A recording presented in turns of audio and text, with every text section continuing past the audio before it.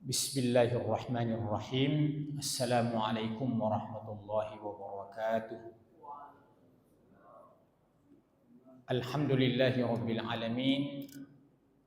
Wassalatu wassalamu ala asyrafil anbiya'i wal mursalin nabiyina Muhammadin wa ala alihi wa sahbihi ajma'in.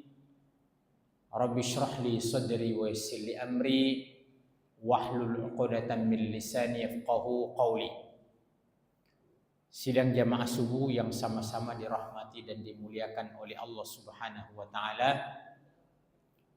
Sebelum kita memasuki kajian tadabbur ayat-ayat pilihan yang merupakan pertemuan terakhir untuk subuh, 2 subuh berturut-turut, maka diharapkan kepada jamaah yang pertama, kalau bisa memanfaatkan Al-Quran yang ada untuk membuka surah An-Nur ayat 21. Ya, mungkin ada 1 atau 2 orang yang berdiri mengambil mushaf kemudian membagikan kepada jamaah, atau boleh juga bagi yang bawa HP ya membuka aplikasi Al-Qur'an kemudian membuka surah An-Nur ayat 21. Ini yang kita akan jadikan sebagai tema kajian sentral pada subuh yang penuh berkah ini. Iya. Baik jemaah sekalian, ya sambil jemaah yang lain yang belum menemukan, ya silakan dicari surah An-Nur ayat 21. Saya akan membacakan mungkin 1 kali atau sampai 2 kali, baru setelah itu diharapkan kepada jamaah untuk ikut bersama-sama dengan kita membaca 1 ayat ini. Saya memulai jamaah sekalian, silahkan didengarkan dan dilihat bagi yang sudah menemukan ayatnya. Surah An-Nur ayat 21. A'udzu billahi minasy syaithanir rajim. Bismillahirrahmanirrahim. Ya ayyuhalladzina amanu la tattabi'u khutuwatisy syaitan. Wa man yattabi' khutuwatisy syaitani fa innahu ya'muru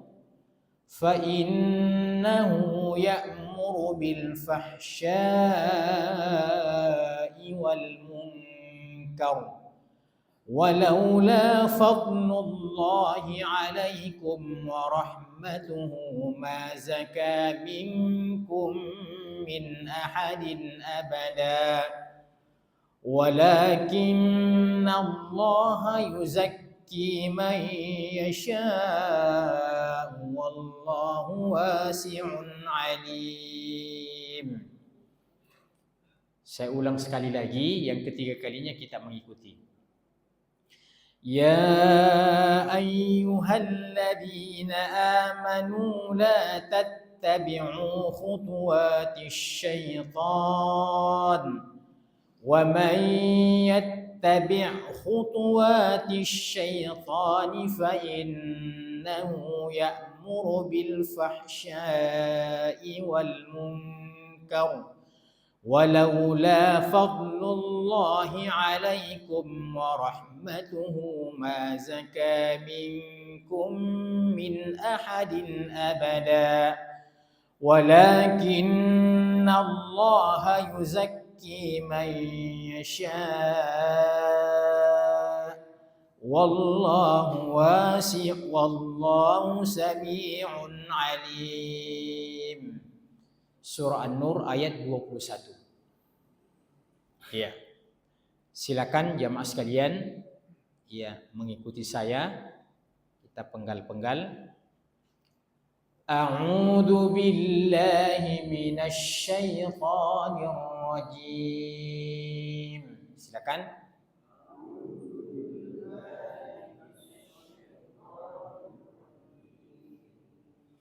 Bismillahirrahmanirrahim.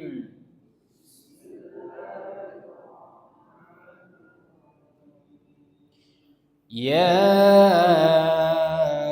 ayyuhalladzina amanu la tattabi'u khutuwatis syaitan.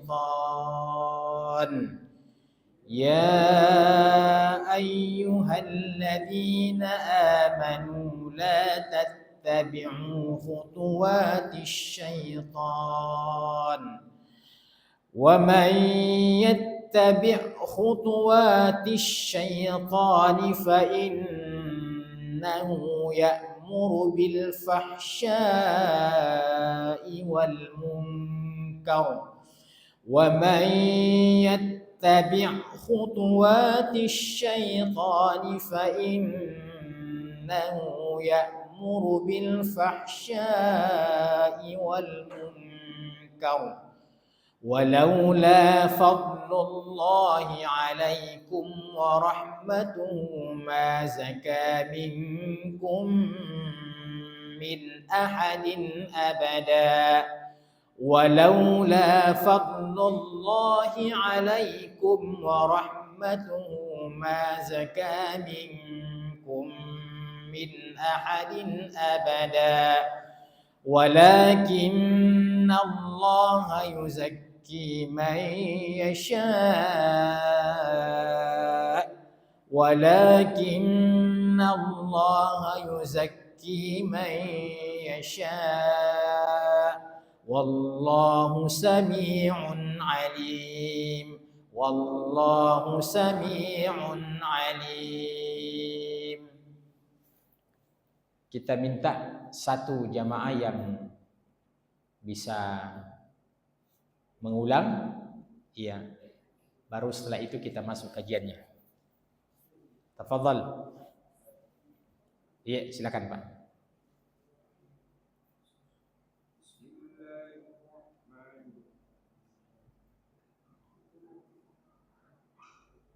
يا أيها الذين آمنوا لا تتبعوا خطوات الشيطان ومن يتبع خطوات الشيطان فإنه يأمر بالفحشاء والمنكر ولولا الله عليكم ورحمته ما صفى منكم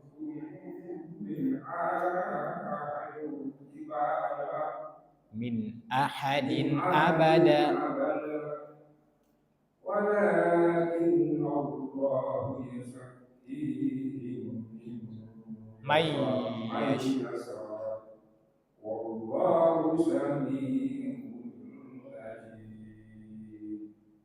Iya, terima kasih banyak Pak. Jazakumullahu khairan atas bacaan ini. Semoga yang membacanya mendapatkan pahala dan kita semua yang mendengarkannya juga turut mendapatkan catatan amalan-amalan kebaikan. Baik jamaah sekalian, yang pertama kita terjemahkan ayat ini. Ya ayyuhalladzina amanu, wahai orang-orang yang beriman.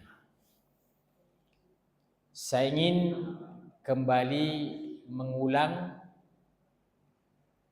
perkataan seorang sahabat Nabi yang bernama Abdullah bin Mas'ud,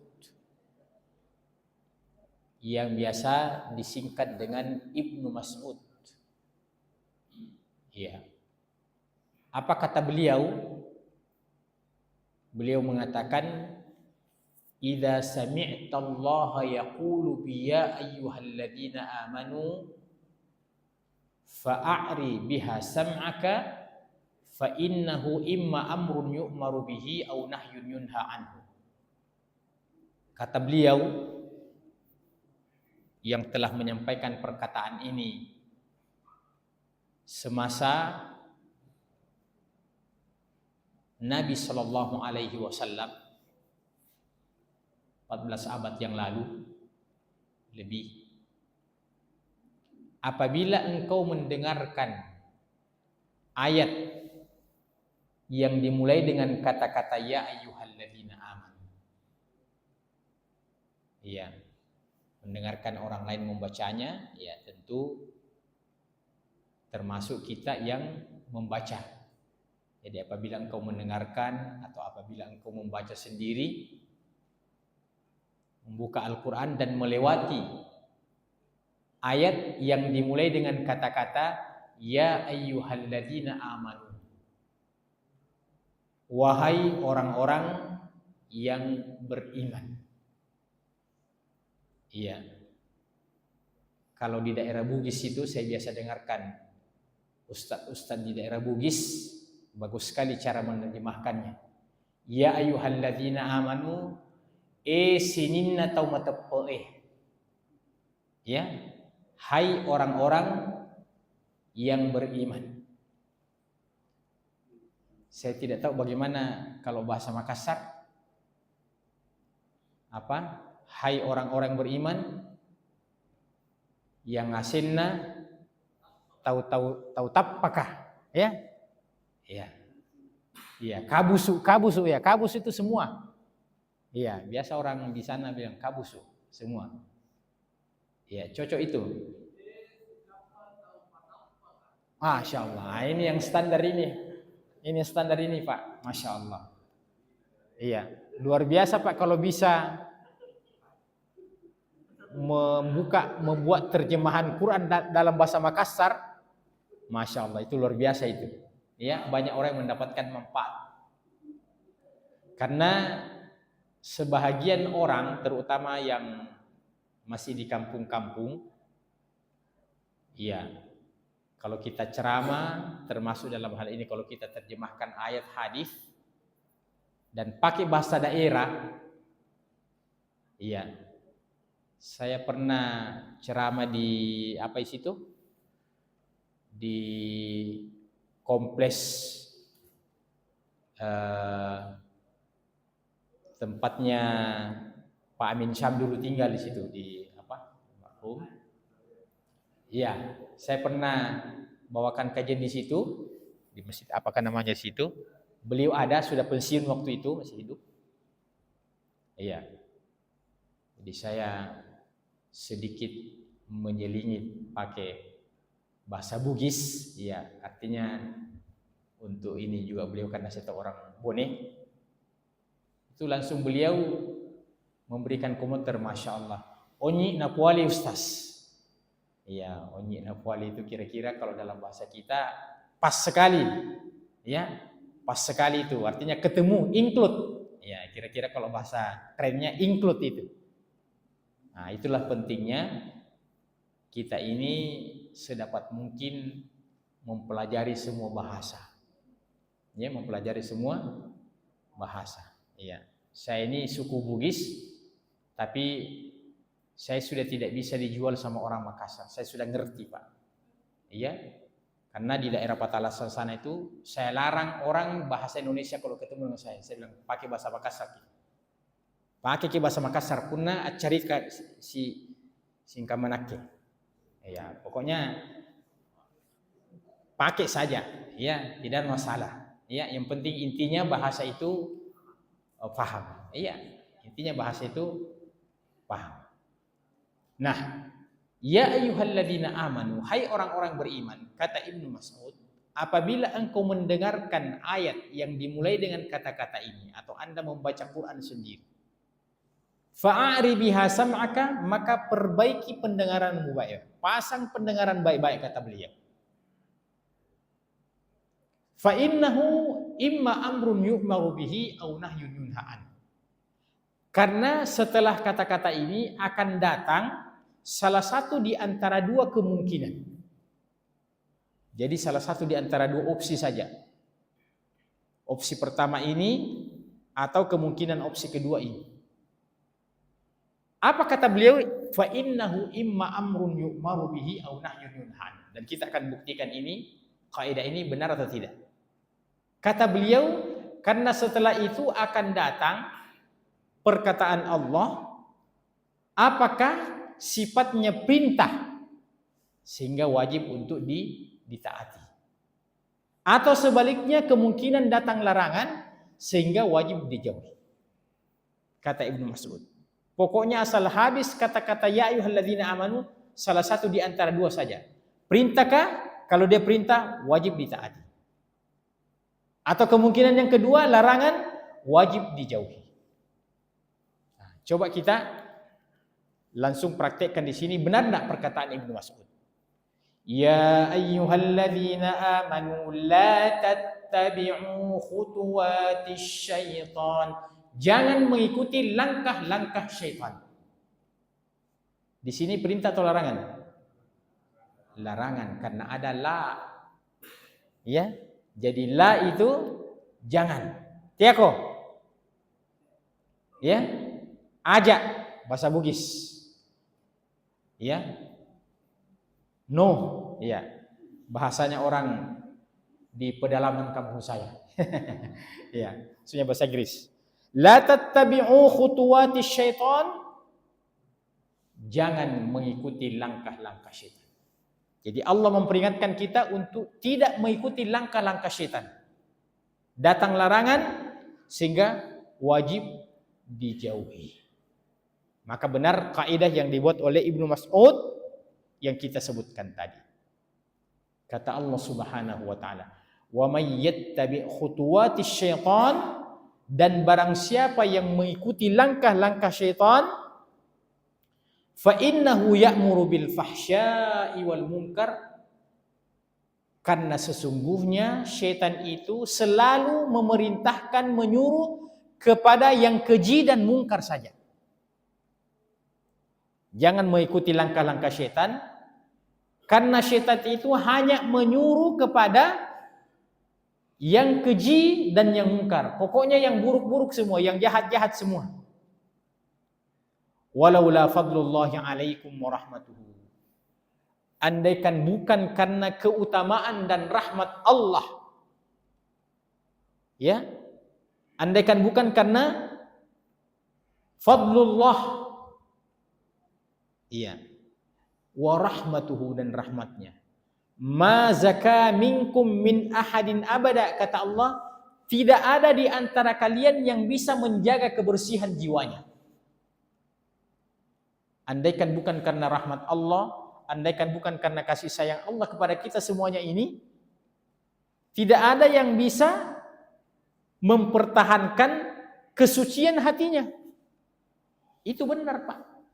Apalagi kita tinggal di kota seperti di kota-kota besar di Makassar ini, Pak. Masya Allah. Itu apa yang menyebabkan hati ini menjadi ternoda, Pak? Yang paling berperan itu adalah indera kita, Pak. Yang membuat hati ini menjadi ternodai, menjadi kotor, itu adalah indera kita. Iya. Sejak dulu ada ungkapan yang kita sering dengarkan itu, dari mata turun ke hati. Iya, dari mata turun ke hati. Seorang ulama mengatakan, nadhratun fabtisamatun faliqa'un famau'idun. Yang pertama katanya berpandang-pandangan, baru setelah itu senyum-senyum sedikit, fabtisamatun faliqa'un famau'idun, kemudian selanjutnya pertemuan, setelah itu janji. Iya. Kalau sekarang ini tidak perlu ketemu langsung, ya. Media sosial yang punya peranan yang luar biasa pada hari ini, kalau ia berada di tangan orang-orang yang beriman, maka HP ini bisa menjadi salah satu sarana untuk mendekatkan kita ke surga Allah Subhanahu wa taala. Demikian sebaliknya, HP juga ini bisa menjadi sarana untuk mendekatkan kita ke pintu neraka Allah Subhanahu wa taala, wal iyad billah. Karena ini gadget ini, Pak, apa yang kita cari di sini ada semua. Ada semua. Kita mau mencari jalan menuju surga, ada di sini, Pak. Inilah hebatnya ini alat yang bernama HP pada hari ini, Pak. Ya, kecil-kecil tapi menjangkau seluruh dunia. Makanya dunia sekarang ini, Pak, itu tinggal di dalam kantong. Iya. Jadi dunia kita bawa kemana-mana ini sebesar layar HP ini, Pak. Karena apa saja yang kita mau lihat. Ya. Yang penting ada kita punya paket data. Makanya manusia yang hidup di saat HP ini sudah ditemukan, Pak, bertambah pertanggungjawabannya di hadapan Allah Subhanahu wa taala. Kalau kakek-kakek dan nenek-nenek kita, ya sebelum ditemukannya ini HP, ya mungkin 30 tahun yang lalu belum ada HP pada waktu itu. Tidak ada pertanggungjawaban mereka tentang jari-jari ini yang pencet-pencet. Ya, apa mau dipencet? Ya. Tapi pada hari ini dengan mudahnya, subhanallah, tinggal buka, pencet-pencet saja. Mau lihat apa?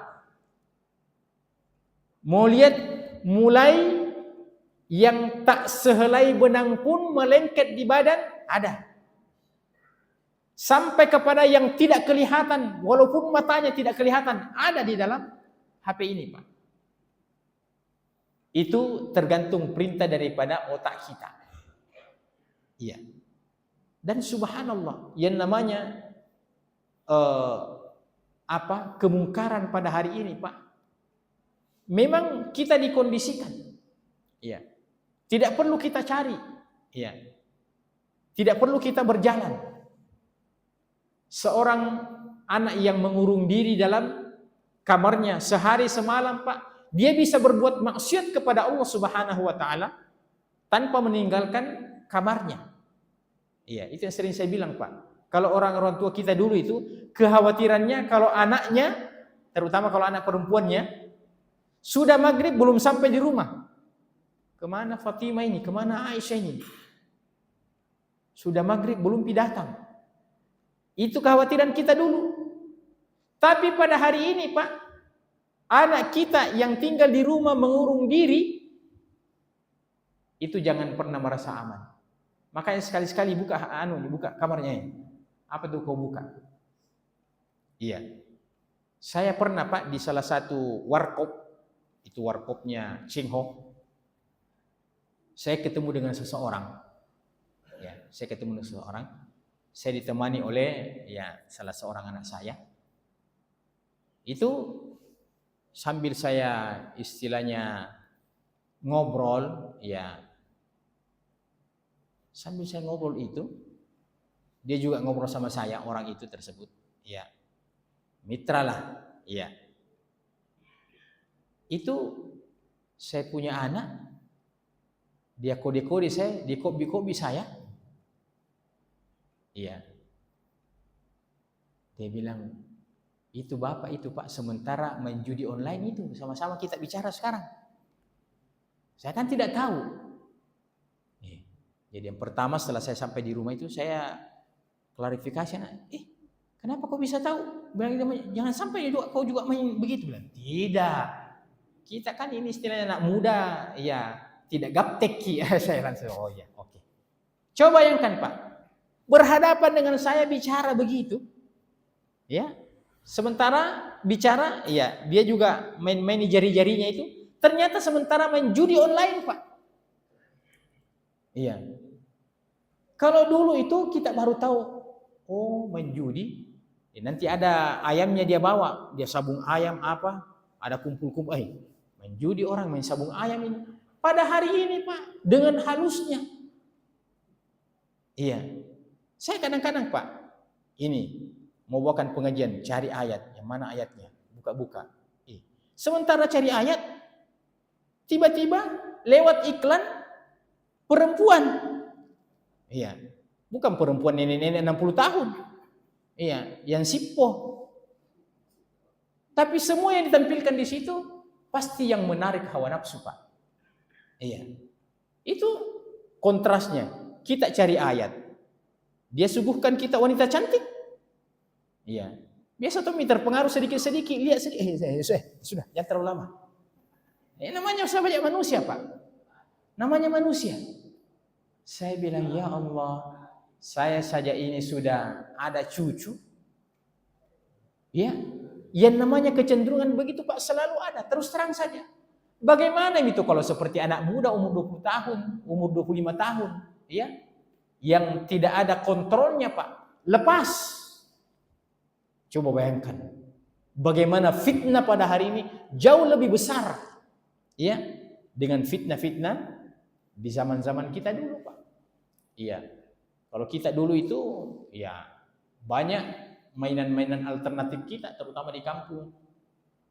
Iya, kalau kita sudah main kelereng sama teman kita, sudah keasikan satu hari. Ya, main gasing, tahu main gasing? Atau di kampung itu mak gasing, ya, di daerah Bugis. Pada hari ini, Pak, sudah tinggalkan permainan tradisional itu, rata-rata anak-anak. Saya sedih sekali itu kadang-kadang kalau saya pulang pengajian, ya, lewat lorong-lorong itu. Anak-anak yang umuran SD, umuran SMP itu, Pak, ya, duduk di pinggir jalan itu. Kalau ada 10 di situ, semuanya pegang HP dan tidak saling menyapa antara satu dengan yang lain. Ya. Apakah kira-kira dia buka surah An-Nur itu ayat 21?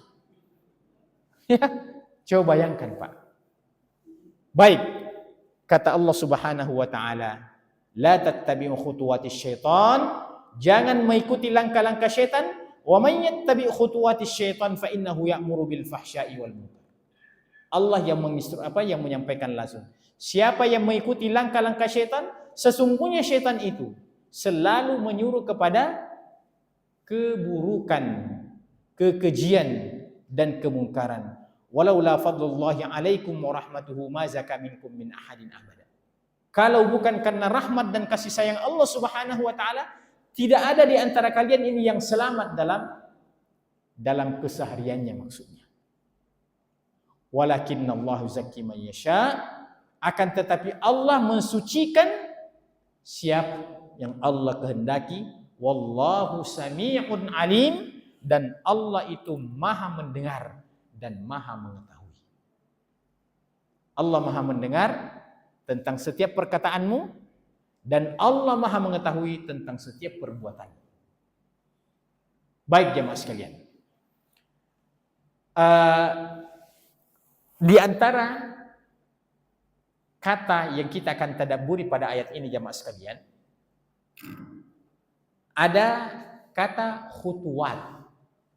Ada kata khutuwat yang artinya langkah-langkah. Jadi yang pertama jemaah sekalian, kalimat itu, kata itu ada memang yang bermakna lahiriah. Ada memang yang bermakna lahiriah. Ada yang bermakna abstrak. Iya. Yang bermakna lahiriah itu umpamanya kita berjalan dari sini keluar masjid, setiap langkah kita itu itulah namanya khutwah. Ya. Setiap langkah itu namanya khutwah. Nah, kalau langkah-langkah jamaknya khutuwat. Kalau langkah-langkahnya namanya khutuwat. Kalau satu kali itu namanya khutwah, satu langkah. 2 langkah khutuwatan. Kalau sudah 3 langkah banyak tidak terhitung khutuwat. Iya. Jadi setiap kita berjalan ini itu langkah-langkah yang kita pakai. Kita sampai ke masjid ini itu karena kita melangkah ke masjid. Iya. Tergantung jauh dekatnya rumah kita. Wala tattabi'u khutuwatis syaitan. Jangan mengikuti langkah-langkah syaitan. Jangan mengikuti langkah-langkah syaitan. Nah, sekarang Apa maksudnya itu jangan mengikuti langkah-langkah syaitan? Apakah dalam arti lahiriah atau dalam arti makna yang abstrak? Maka jawabannya dua-duanya. Jawabannya dua-duanya. Kalau seandainya kita melihat setan, Pak, ya, ada wujudnya setan kita lihat, dia melangkah, jangan mengikuti langkahnya. Kalau dia ke timur, kau ke barat. Kalau dia ke selatan, kau ke utara. Jangan ikuti langkahnya. Itu yang pertama. Itu yang pertama. Yang kedua, jamaah sekalian, wala tattabi'u khutuwatis syaitan. Jangan mengikuti langkah-langkah syaitan. Itu dalam maknanya adalah pengaruhnya. Ya. Godaannya. Iya. Pengaruhnya dan godaannya. Iya. Tergantung apa profesi kita, Pak. Apa profesi kita? Apa contoh langkah-langkah syaitan dalam kaitan dengan godaannya, pengaruhnya? Ingat tadi itu, fa innahu ya'muru bil fahsya'i wal munkar. Syaitan itu hanya satu opsi, selalu menyuruh kepada yang keji dan yang munkar. Selalu menyuruh kepada yang keji dan munkar. Iya. Dan semua lini dia masuki, Pak. Semua lini dia masuki. Kalau dia seorang pedagang, maka bagaimana caranya syaitan menggelincirkan pedagang dalam persoalan dia menyuruh untuk tidak jujur dalam berdagang. Ya. Dia menyuruh untuk tidak jujur. Iya. Ada baru-baru ini, Pak, ada orang datang di ada kebun sedikit daerah Patalasang itu. Ada orang yang datang. Kebetulan ada rambutan saya itu, Pak, yang tersisa. Yang sudah merah-merah buahnya. Sudah merah-merah buahnya. Ya. Itu tukang semu saya, dia kebetulan saya di sana, dia lapor. Dia panggil Aji saya. Aji, ini yang jualan bali rambutan tak? Ya. Namanya kita ini, Pak. Kalau ada yang mau beli kita punya barang, ya senang sekali kita. Ini bali rambutan tak? Iya. Saya bilang, anu saja. Iya, kamu saya yang ngurus. Dia bilang, dia mau ambil sendiri. Iya. Dan langsung dia beli satu pohon. Dia sendiri yang panjat, dia sendiri yang jolok. Nah, ini ada sedikit kaidah di situ, Pak. Jadi, kalau yang mau beli di pohon itu adalah orang yang bisa menaksir sekian kilo kira-kira, itu tidak mengapa langsung dibeli di pohon dan langsung dipetik. Ya. Tapi kalau tingkat spekulasinya tinggi itu tidak boleh. Kalau tingkat spekulasinya tinggi, umpamanya yang punya barang itu, yang punya rambutan itu mengatakan kira-kira ini berapa harga, berapa kira-kira, berapa kilo kira-kira ini ya? Katakanlah contohnya mungkin ada paling banyak mungkin 50 kilo ini. Ya, beli nih sekian. Boleh dibeli di pohon itu, Pak. Perkiraan pemiliknya sekitar 50 kilo. Ya. Akhirnya dia jual. Pembeli juga sudah tahu. Kalau saya punya taksiran begini. Ya. Setelah dia beli, ditimbang, ternyata 200 kilo. Nah, itu tidak boleh, Pak. Karena menyebabkan kerugian salah satunya. Pasti saya menjual itu, Pak. Dia bilang, seandainya ku tahu bilang 200 kilo, tidak kujual kita di seperti itu. Nah, itu yang dihindari, Pak. Ya. Atau umpamanya yang menjual itu mengatakan, beli sekian. Sekitar 100 kilo ini. Setelah dibeli oleh pembeli, ternyata cuma 50 kilo. Nah, berarti pembeli lagi yang rugi. Ya. Yang ada toleransinya itu, Pak, yang istilahnya lebih dan kurangnya. Ya, lebih dan kurangnya. Jadi lebih dan kurangnya ini bukan cuma orang yang ceramah, lebih dan kurangnya saya akhiri dengan doa. Ya, bukan itu. Dia bilang 50 kilo, ternyata lebih 53 kilo, 55 kilo. Ya. Nah, itu enggak apa-apa. Itu sesuatu yang tidak bisa kita hindari.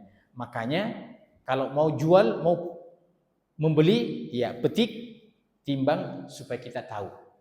Tapi bagi pedagang yang punya pengalaman, oh kalau seperti ini kira-kira kurang lebih.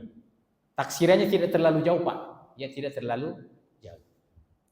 Iya. Tapi tidak boleh kita menjual buah-buahan di atas pohon baru kita simpan, bilang pokoknya pekan depan bisa saya ambil. Iya. Atau bulan depan bisa ambil. Apatah lagi kalau masih berbentuk pucuk bunga. Ya, baru keluar bunganya dia sudah beli, bilang saya beli semua di satu kebun, Pak. Ya. Ternyata tiba musim hujan, gugur semuanya. Nah, Islam ini sangat memproteksi namanya masalah-masalah ya muamalah itu. Nah, saya lanjut cerita tentang rambutan tadi itu.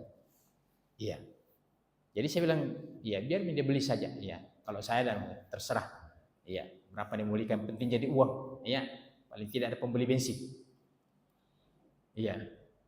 Dia bilang 400.000 jadi mau belikan nih. Saya bilang, ngapa lama duduk? Dia bilang, Beng Haji, kaci rambutan tak? Ternyata kaci itu yang satu memang ada itu yang saya tahu yang waktu ditanam dulu. Ya itu tanah dibeli ada memang itu rambutannya, jadi dia kayak mirip-mirip rambutan liar. Ya, tidak diseleksi bibitnya dulu. Tapi saya biarkan begitu. Iya. Terserah dia kalau dia mau beli. Nah, di situ baru dia bilang, Beng, dia mau campur dengan rambutan yang sudah beli, rambutan manis, dia mau campur supaya artinya naik timbangannya. Tapi kalau dia jual kan pasti nanya, coba Miki, pasti dia kasih coba itu yang manis. Saya bilang mati meja, nah kasih campur dengan rambutan kaciku. Iya. Nah itu contohnya ujian itu, Pak. Itu contohnya ujian. Iya. Jadi saya bilang sama anggota saya, yang penting kita tidak terlibat dalam perdagangannya. Ya. Kita ini memang idealnya itu pokoknya tidak terjadi itu, tapi bukan tanggung jawab kita dia kau mau apakan. Iya. Itu secara hukum ya fikih, Pak. Sama kalau ada orang yang mau beli sesuatu dari kita yang hukum asalnya boleh, umpamanya dia beli pisau, ya. Tapi setelah dia beli pisau itu dia pakai menikam orang, itu bukan urusan kita, ya. Karena dia merupakan alat yang istilahnya multifungsi. Baik ya Mas kalian. Jadi setan menggoda pedagang dari sisi itu. Jangan kau jujur. Iya. Campur makananmu itu, rambutanmu yang kaci dengan apa itu. Itu. Semua. Maka Umar bin Khattab ketika menjadi khalifah di Madinah dulu, Pak, itu memberikan instruksi kepada seluruh para pedagang. Apa kata Umar bin Khattab? La yadkhul bai'un fi suqil Madinah illa man tafaqqaha fil bai'. Jangan ada pelaku ekonomi, pedagang maksudnya, yang masuk ke pasar Madinah tanpa tamat fikih jual belinya. Coba bayangkan itu, Pak. Jadi di zamannya Umar itu, Pak, kalau ada hukum-hukum jual beli yang kita tidak tanyakan, tidak usah tanya ustaz, tanya saja pedagang. Pasti pedagang itu ahli, Pak. Oh, bagaimana hukumnya begini? Cukup pedagang yang menjawab itu, karena Umar bin Khattab membuat aturan pedagang itu harus ahli di fikih jual beli. Bagaimana caranya kau mau menjual? Kau tidak ahli di bidang itu. Nanti kau melakukan persoalan riba dan seterusnya. Ya, kita tambah satu lagi, Pak. Contoh daripada godaan syaitan itu, dan semua kita digoda oleh syaitan. Iya. dia akan menggoda orang yang memiliki ilmu. Dia akan menggoda orang yang memiliki ilmu. Iya. Ilmu Quran, hadis. Iya. Dia bisik-bisiki. Dia bilang memang semua ustadz di sini memang memberikan kajian, tapi kau itu yang memang paling disuka sama jamaah. Itu cuma bisikan-bisikan. Nah, ketika ada respon dari kita sendiri, akhirnya kita mengatakan, memang saya mentong yang jago. Ya, saya mentong yang disuka sama jamaah. Jadi kita dikompor-kompori, kemudian kita respon. Iya. Nah, andaikan itu setan, kita lihat Pak, ketika dia menggoda kita, langsung jangan pergi, kandat kok kalau di sini kok.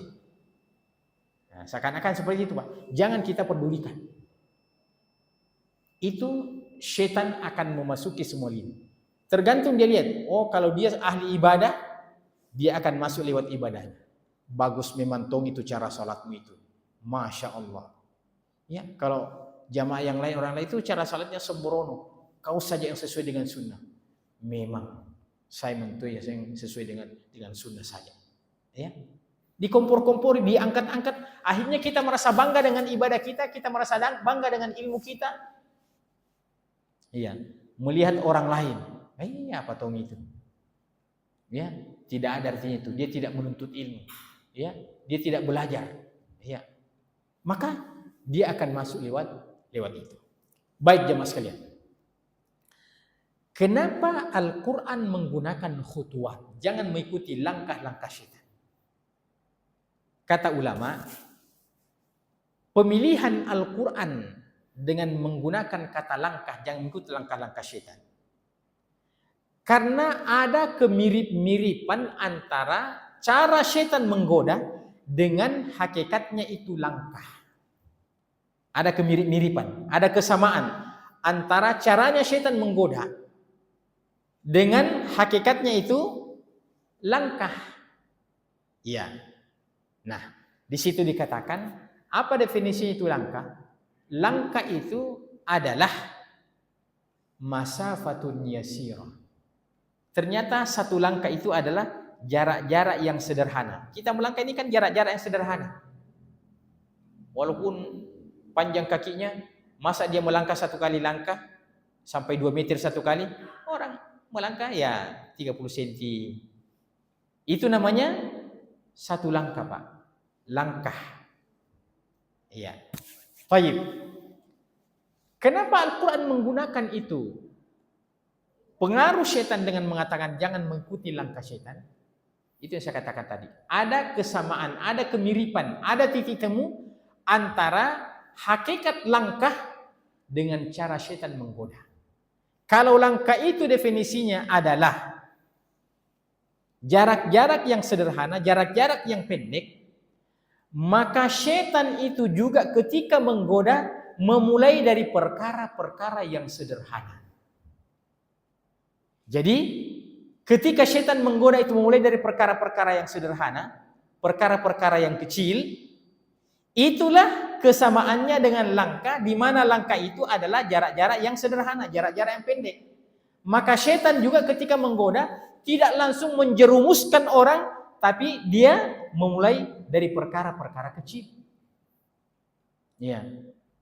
Saya rasa ini perampok ulung ini Pak tidak langsung jadi perampok begitu.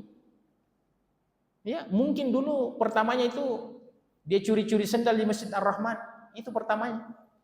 Cari-cari mana sendal kulit di sini, mana sepatu mengkilap di sini. Ya, itu pertamanya curi-curi itu. Iya. Setelah itu ya meningkat curi apalah, ya. Sekarang sudah jadi ya pencuri motor. Iya. Bahkan sekarang ini ya di sebahagian kampung-kampung di sana itu saya dengarkan itu Pak, ya. Sering hilang motornya orang di kampung itu sana, daerah Patalasan. Coba bayangkan itu. Iya. Dan pernah ada beberapa bulan yang lalu itu mengkhawatirkan orang di sana karena itu katanya pencuri itu memang sudah perampok. Dia masuk katanya itu, iya, masih jam 8, jam 9, belum tengah malam, itu mereka sudah masuk dan orang kampung itu ketakutan, Pak. Orang kampung ketakutan. Nah, ini yang kata Umar, al-haqqu bila nidhamin yaghlibul batil binidham. Kebatilan yang terorganisir dengan baik akan dapat mengalahkan kebenaran yang tidak terorganisir dengan baik. Jadi walaupun perampok tapi dia pakai HP, dia pakai ya macam-macam, Pak. Maka penggunaan kata langkah itu ada sisi kesamaannya, bahwa langkah itu sesuatu yang sederhana, maka setan juga memulai dari sesuatu yang sederhana. Dan setan itu, Pak, menargetkan semua manusia. Jangan dikira bahwa wah, ini jamaah Rahman ini tidak usah digoda. Susah digoda itu jamaah Rahman. Bagaimana sholat 5 waktu, tepat waktu, mengikuti pengajian, baca Quran. Iya. Apa kita mengira bahwa setan tidak memasukkan lagi list ya yang dijadikan target? Dia tetap tulis itu, pokoknya jamaah Rahman. Tapi karena dia anggap untuk menggoda jamaah Rahman ini, untuk ukuran setan itu ini masuk dalam kelas berat. Tidak gampang langsung digerincirkan. Ya.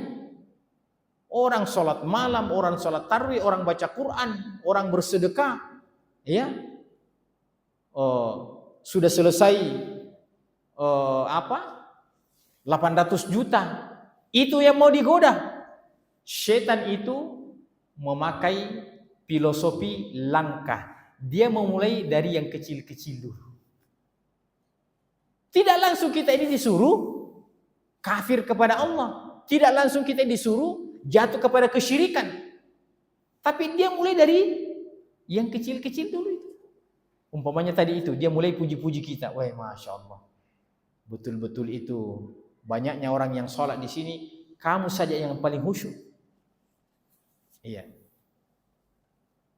Ada orang yang ditanya, kenapa Pak itu seperti loyo-loyo? Ini di bulan Ramadan. Oh, bilang kau tidak tahu ya? Bilang saya puasa sunat. Saya puasa sunat, tidak saya loyo-loyo. Coba bayangkan itu. Iya. Mulai dia digoda oleh syaitan. Iya. Dia menyumbang di masjid. Iya. Setelah dia menyumbang di masjid, dia berharap untuk disebut namanya. Panitia luput tidak menyebutkan namanya. Itu yang membuat dia tidak bisa tidur satu malam. Bagaimana itu, saya paling banyak sumbanganku tapi tidak disebut nama aku. Bagaimana itu pengurus masjid tidak sebutkan itu? Coba bayangkan, Pak. Itu godaan syaitan. Biarkanlah ada orang-orang al-akhfiya, orang-orang yang tidak diketahui oleh tangan kirinya apa yang disumbangkan oleh tangan kanannya. Itu adalah kata kiasan. Jadi ada orang yang bersedekah, menyumbang, melakukan kebaikan, tangan kanannya yang melakukan, tangan kirinya tidak tahu. Itu adalah arti kiasan. Maksudnya saking dia rahasiakannya daripada amalan itu. Di antara godaan-godaan syaitan bagi kita pada hari ini, Pak. Ya. Apalagi di zaman era media sosial pada hari ini, Pak. Itu sangat rentan sekali amalan kita dirusak oleh syaitan, Pak. Ya. Coba kita lihat biasanya, Pak. Dia video dirinya sementara tawaf. Lagi tawaf, guys. Coba. Apa gunanya? Ya. Anda memviralkan diri Anda ketika sementara Anda ibadah. Iya. Mungkin tidak, cuma saya mengandaikan. Jangan sampai ada orang yang sementara sholat lain, sholat malam, dia bilang video kak, nah kalau pas saya sujudnya video kak tuh. Sementara sholat lain jam 2:30 malam, ya pada malam ganjil. Coba, apa yang tersisa kira-kira untuk Tuhan kita? Kalau sampai urusan ibadah kita mau viralkan, Pak. Iya, kalau sementara ada di pinggir pantai lagi bakar-bakar ikan, ya bolehlah. Ya, lagi bakar-bakar ikan ini. Ya. Tapi itu juga sebenarnya kurang etis itu, Pak. Yang sering memviralkan itu makanannya baru dia tidak bagi. Itu juga tidak bagus itu, Pak. Ya. Maksudnya tuh kalau kau viralkan makananmu, kirimkan tongki. Ya. Kalau kau viralkan baru kau tidak kasih orang, itu bahasa Belandanya namanya pakai Cina-Cina. Ya. Nah, itu contoh-contoh yang kita sebutkan itu. Terakhir, Pak. Kemudian wala tattabi'u khutuwat. Allah menggunakan kata jamak. Kalau khutwa itu satu langkah, khutwat langkah-langkah. Itu ada lagi inspirasinya. Kenapa Al-Quran menggunakan wala tattabi'u khutuwatis syaitan? Pertama tadi, penggunaan kata khutwa itu ada kemiripan dengan hakikat langkah, di mana langkah itu adalah jarak-jarak yang sederhana. Karena syaitan juga memulai menggoda mangsanya kita sebagai manusia ini dari perkara-perkara yang sederhana. Ya, dari perkara-perkara yang sederhana. Ya. Apa contohnya yang paling sering kita alami dalam kehidupan ini, Pak? Ya. Umpamanya, ya. Ada teman yang mengatakan, enggak apa-apa jitu. Ya. Enggak apa-apa jitu. Iya. Kalaupun ya kan enggak apa-apa, haram-haram sedikit enggak apa-apa. Jadi ada istilah haram-haram sedikit. Iya. Kalau sudah haram, Pak, sudah masuk sudah haram itu. Iya, kata Nabi SAW, ya, kathiruhu faqaliluhu haram. Minuman keras itu mau banyak mau sedikit, dia tetap haram. Ya, mau minum satu botol, mau setetes, kalau dia minum keras itu hukumnya haram. Tidak boleh benar sedikit, tidak apa-apa gitu kalau sedikit. Allahul musta'an. Maka yang kedua, penggunaan kata khutwat, langkah-langkah. Kenapa jamak? Kenapa dalam bentuk plural? Karena setan itu ketika dia tidak berhasil pada metode yang pertama, pada cara yang pertama, jangan dikira bahwa setan itu putus asa. Jadi dari sisi ini, Pak, boleh kita mengikuti semangatnya setan. Dari sisi ini, setan itu adalah makhluk yang tidak pernah putus asa dalam menggoda. Maka kita juga jangan pernah putus asa berusaha dalam kehidupan kita ini pada perkara-perkara yang baik. Penggunaan kata jamak khutwat maksudnya kalau dia tidak berhasil pada metode yang pertama, langkah yang pertama, dia akan pindah pada opsi yang kedua. Coba bayangkan. Kalau kita kan, Pak, kita gagal yang pertama, langsung mempersalahkan takdir. Kayaknya memang sudah nasib saya seperti ini. Coba bayangkan. Belum apa-apa dia sudah menyalahkan takdir. Iya. Dia pergi melamar, langsung ditolak belahi. Saya tidak mau menikah saya, biar Pak saya membujang begini. Kayaknya sudah takdir Allah saya tidak dapat jodoh. Baru satu kali dia melamar. Melamar kok yang kedua kalinya. Iya. Seperti begitu Pak Ji ya. Iya. Jadi setan itu mirip dengan hakikat langkah memulai dari perkara yang sederhana. Yang kedua, dia akan selalu mencari metode-metode. Iya. Kalau setan dulu itu dikatakan menggoda manusia melalui peredaran darah manusia. Inna syaitana yajri min ibni Adam majrad dam. Sesungguhnya setan itu menggoda manusia melalui peredaran darah. Melalui peredaran darah. Iya. Makanya orang yang meruqyah biasanya itu betul-betul itu ditanya itu yang kemasukan jin itu, dia ngomong, iya. Itu karena memang dia berada di peredaran darah itu betul-betul. Tapi setan sekarang juga semakin canggih mengikuti perkembangan teknologi. Bukan cuma di peredaran darah, ada yang lebih potensial di HP. Maka jangan dikira setan itu putus asa, begitu dia tidak berhasil pada cara yang pertama, dia pindah pada cara yang kedua. Kata Ibnu Qayyim, layaknya seorang perampok ulung yang profesional ketika melihat sebuah rumah mewah, ya, orang kaya, dia sudah survei malam-malam, ternyata tak satu pun pintunya yang terbuka, tak satu pun jendela yang terbuka, semua tutup rapat di malam hari. Ada pagarnya lagi, dikunci pagarnya. Ya, kalau perlu ada anjing herdernya. Bagaimana caranya bisa masuk ini? Ibnu Qayyim memperumpamakan seperti itulah setan, bagaikan seorang perampok ulung yang profesional ketika melihat sebuah rumah yang tertutup tidak ada kemungkinan, dia tidak pernah putus asa. Prinsipnya perampok itu, pokoknya saya tahu setiap kau masuk rumahmu, keluar rumahmu, pasti kau tutup rumahmu baik-baik. Tutup pintumu, kunci rapat, pakai gembok. Tapi yang namanya manusia itu, Pak, pasti pernah lalai dalam kehidupan ini. Lewat kelalaian itulah merupakan kesempatan yang paling kecil setan masuk, Pak.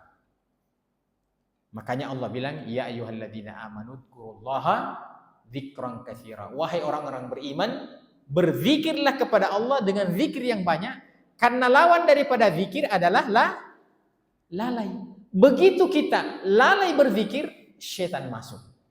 Maka seperti itu tadi harapannya, inspirasinya sama dengan seorang perampok ulung yang ketika melihat rumah orang kaya ditutup terus, harapannya mudah-mudahan suatu saat pemilik rumah ini pernah lupa ketika keluar, lupa mengunci pintu rumahnya baik-baik.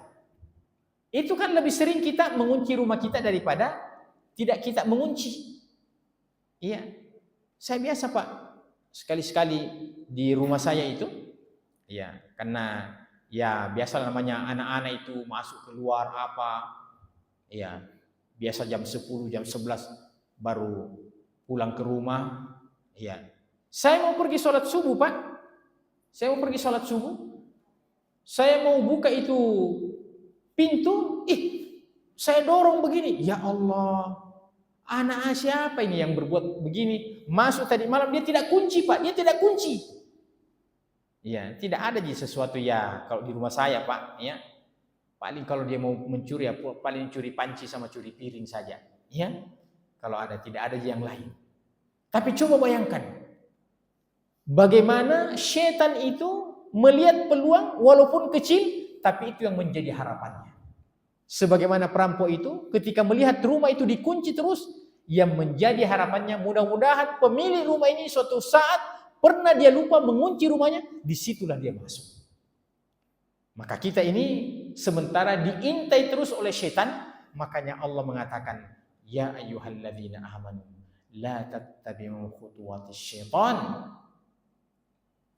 fa innahu ya'muru bil fahsya'i wal munkar.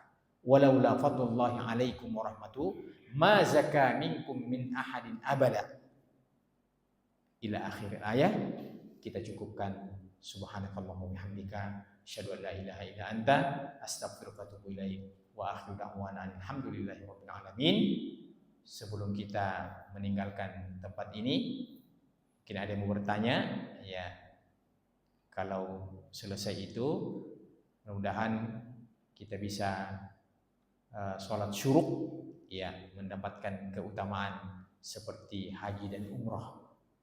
Kata Nabi, siapa yang berwudu di rumahnya di waktu subuh, kemudian dia pergi ke masjid, kemudian dia sholat subuh, kemudian dia duduk-duduk berzikir, begitu konteksnya dalam hadis, duduk-duduk berzikir. Termasuk dalam hal ini, Pak, berzikir adalah ketika kita mendengarkan ta'lim. Ya, ketika kita mendengarkan ta'lim itu adalah termasuk zikir, zikir menuntut ilmu. Kemudian di saat matahari itu terbit, maka dia sholat sunat 2 rakaat, ya, maka seakan-akan dia haji dan umrah, haji dan umrah, haji dan umrah. Ya, pergi umrah ini, Pak, ya, apalagi di bulan Ramadan ini bisa lipat 2 kali, Pak, apalagi 10 terakhir itu bisa, ya, sekian kali lipat. Apalagi pergi haji, Pak. Oh, haji itu kalau ada bayi yang lahir sekarang ini didaftar, ya, mungkin 50 tahun baru dia bisa pergi haji, itu bayi juga. Maka ternyata ada amalan-amalan yang menjadi kompensasi, ya. Mudah-mudahan ini menjadi sebuah kebiasaan-kebiasaan kita manfaatkan, ya, apalagi bulan Ramadan ini, keutamaan-keutamaan yang kita bisa dapatkan. Semoga bermanfaat. Lebih dan kurangnya Mohon dimaafkan. Subhanakallahumma wa bihamdika asyhadu an la ilaha illa anta astaghfiruka wa atubu ilaik. Wa akhiru da'wana alhamdulillahirabbil alamin. Wassalamualaikum warahmatullahi wabarakatuh.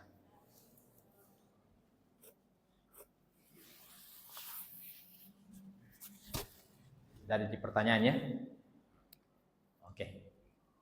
Kalau begitu, iya silakan Pak.